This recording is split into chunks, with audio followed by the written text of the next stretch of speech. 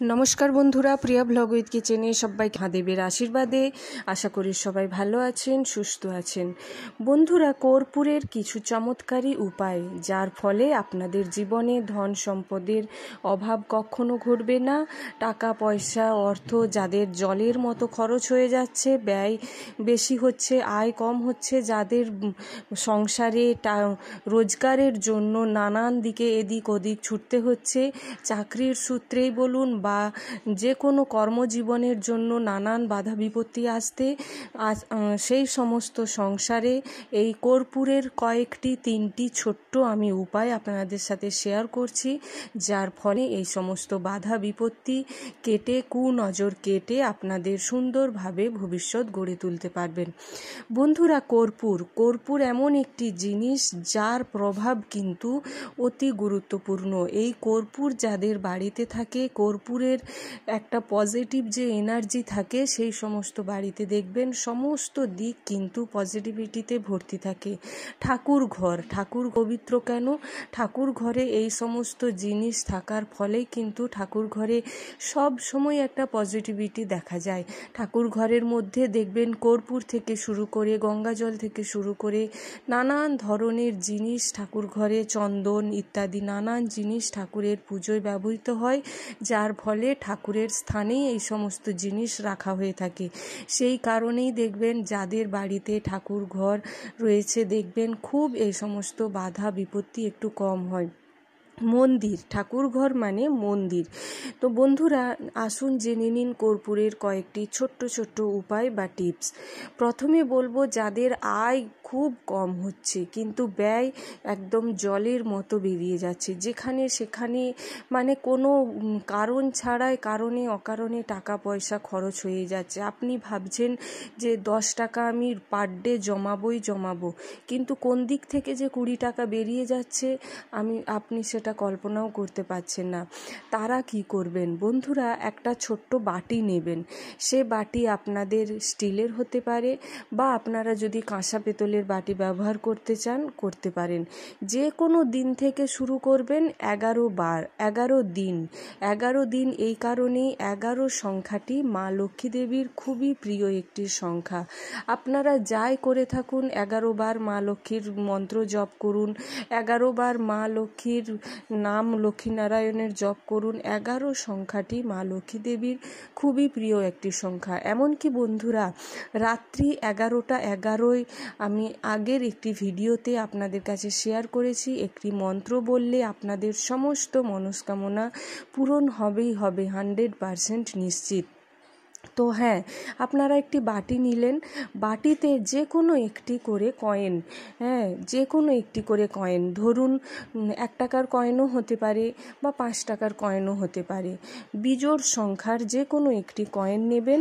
ওই কয়েনটি 11 দিন আপনাকে 11টা কয়েন আপনাদের জোগাড় করতে হবে। কি করবেন কথাটা আগে জেনে নিন, তারপরেই বুঝে যাবেন। ওই যে সন্ধেবেলাও করতে পারেন, রাত্রিরেও করতে পারেন, তবে সন্ধেবেলায় যদি বাড়িতে কর্পূর ধুনো জ্বালানো যায়, সেই বাড়িতে একটা পজিটিভ এনার্জি কিন্তু বজায় থাকে। তাই আপনি সন্ধেও করতে পারেন বা আপনি দিনের বেলাও করতে পারেন, বিকেলের দিকেও করতে পারেন বা সকালে স্নান সেরে পুজো করার পর তখনও করতে পারেন। মা বোনেদের উদ্দেশ্যে বলবো, পিরিয়ড চলাকালীন এই কাজগুলো করা যায় না। বন্ধুরা, এই যে বাটি নিলেন, বাটিতে একটি কয়েন নিলেন আর কিছুটা কর্পূর নিয়ে নিলেন। কর্পূরের সাথে বন্ধুরা এমনভাবে কর্পূরটা নেবেন যাতে কর্পূরটা জ্বালানোর সময় মনে হয় যেন কর্পূরটা বেশ 1 মিনিট নাগাদ জ্বলেছে। হয়তো আপনি এক টুকরো নিলেন, সঙ্গে সঙ্গে জ্বলল, নিভে গেল, এমনটা যেন না হয়। ধরুন প্রায় 1 মিনিট কি 2 মিনিট নাগাদ জ্বলেছে। তো হয় না, কর্পূর দিয়ে আরতি করার সময় বেশ অনেকগুলো কর্পূর দিতে হয়। দেখবেন আজকাল ছোট ছোট কর্পূরের অনেক প্যাকেট পাওয়া যায়। ওই রকম যে 4 কোণে যে প্যাকেটগুলো হয়, একটা করে জ্বালালেই হবে, ওগুলো অনেক বড় থাকে, দেখবেন হয়ে যাবে। তো আপনারা কি বলে কর্পূরটি জ্বালাবেন। সন্ধেবেলায় যদি শান্ত মনে ধীরে সুস্থে কাজটি করতে পারেন তো খুবই ভালো। কি করবেন বন্ধুরা, আপনাদের প্রথমে এই মন্ত্রটি 11 বার জপ করে নিতে হবে।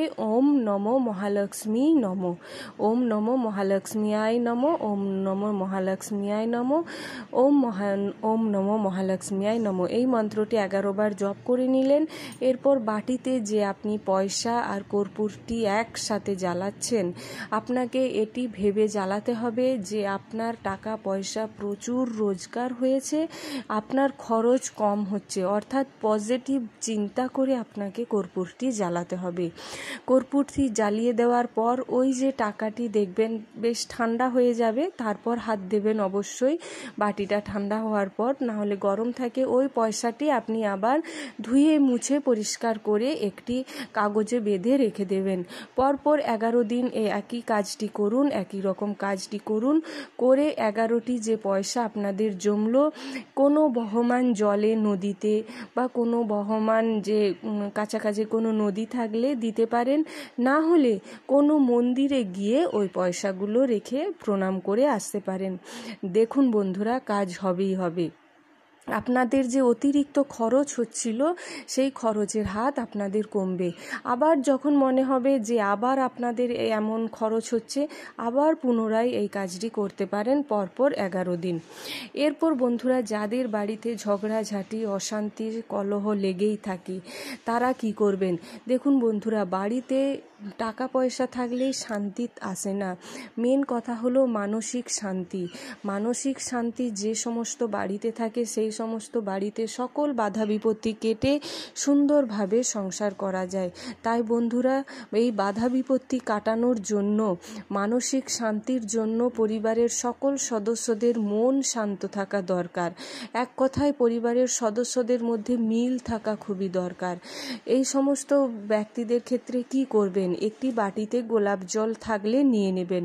গোলাপ জল যদি না থাকে, আপনারা গোলাপ ফুল নিয়ে নিতে পারেন। গোলাপ ফুলও যদি না থাকে, গোলাপের পাপড়ি আপনারা নিয়ে নিতে পারেন। গোলাপের 1-2 পাপড়ি নিলেই ওই জলটা দেখবেন গোলাপ জলের মতো গন্ধ হয়ে গেছে। ওতে আপনারা কিছুটা কর্পূর, 1 বাটি জলে গোলাপ ফুলের পাপড়ি, কর্পূর, জল আপনারা রাত্রে ঘুমোতে যাবার সময় ভিজিয়ে রেখে দিন, কিংবা সারা দিনের মধ্যে যখন হোক ভিজিয়ে রেখে দিন। যেখানে খুশি রেখে দিন, যে কোনো দিন থেকে শুরু করুন। এটিও আপনাদের 11 দিন শুরু করতে হবে। এরপর পরের দিন ঘুম থেকে উঠে আপনারা যখন সদর দরজা খুলে জল ছিটোচ্ছেন, আপনি তখন একাই আপনাকে এই বাটিটি নিয়ে আপনাদের দরজা থেকে বেরিয়ে যেতে হবে। অর্থাৎ গেট থেকে বেরিয়েই কাজটি করতে হবে। গেট থেকে বেরিয়েই আপনি ওম ক্লিং কৃষ্ণায় কৃষ্ণায় নমো, ওম ক্লিং কৃষ্ণায় নমো এই মন্ত্রটি 11 বার জপ করে ওই জলটি প্রথমে আপনার পিছনে ছিটোবেন, তারপর সামনে, তারপর সাইডে, সাইডে ছিটিয়ে নেবেন। এরপর বাকি যে জল আপনাদের চৌকাঠে, দরজার অল্প ছিটিয়ে নেবেন। আরও বাটিতে যদি জল থেকে যায়, ওই জল আপনাদের বাড়ির মধ্যে লাগানো কোনো গাছে ঢেলে দিন। পরপর 11 দিন কাজটি করুন, দেখবেন আপনাদের বাড়ির পরিবেশ কেমনভাবে শান্তিপ্রিয় হয়ে গেছে। তৃতীয় বন্ধুরা, নানান ধরনের কুনজর যদি কারোর বাড়িতে লেগে থাকে, সেই কুনজর থেকে কাটার জন্য আপনাদের এই কাজটি করতে হবে। যে কোনো একটি গোলাপ ফুল নিয়ে নেবেন। যদি গোলাপ ফুল একটি না পান, যে কোনো লাল একটি ফুল আপনারা নিয়ে নেবেন। যাদের টাকা পয়সা আটকে যাচ্ছে, রোজগারের পথ আপনারা পাচ্ছেন না, একটি বাটিতে নিয়ে নেবেন। আর একটি সাথে 1 টাকার কয়েন নেবেন, সাথে কিছু কর্পূর নেবেন।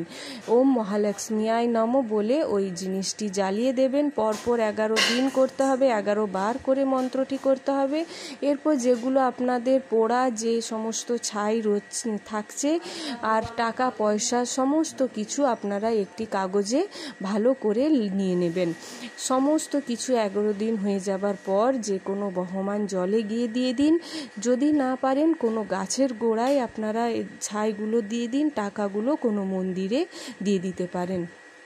যারা খারাপ স্বপ্ন দেখেন তারা বালিশে পরপর 11 দিন কোনো কর্পূরের টুকরো নিয়ে ঘুমন, সকালে উঠে জ্বালিয়ে দিন। ওই ছাই ভস্ম কোনো বেসিনে জলে বা কোনো বহমান জলে বা গাছের গোড়ায় দিয়ে দিন। দেখুন বন্ধুরা, চমৎকারী উপায় আপনাদের কেমনভাবে হয়।